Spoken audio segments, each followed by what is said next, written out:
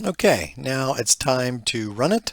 One thing you might notice here is if you have a bug in your business class, when it builds it, it won't be able to make the jar file. And then the desktop and web app, include the jar file. So what happens is they will turn red temporarily to show an error.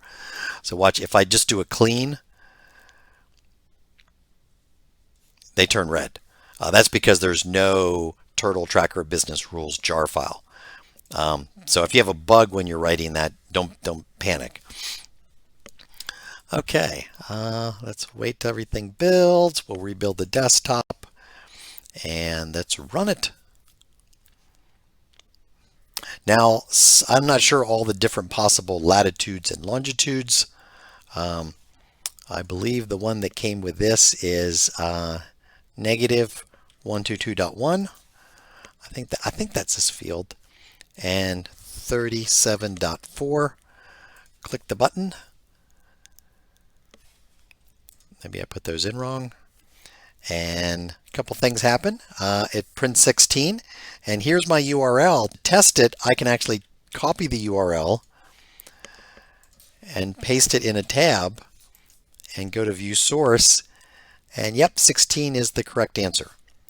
Now, if you type something that's not a valid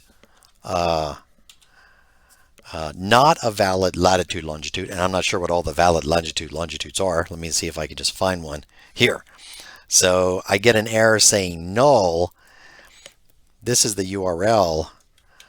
If I take the URL and I paste it in, it says invalid coordinates. So I guess the numbers I just typed aren't valid latitude longitude. So if you play around with it and you get temperatures like that, that are null or zero or whatever, that's the reason. Let me see if I can find another one. Here's one with a different temperature, 27.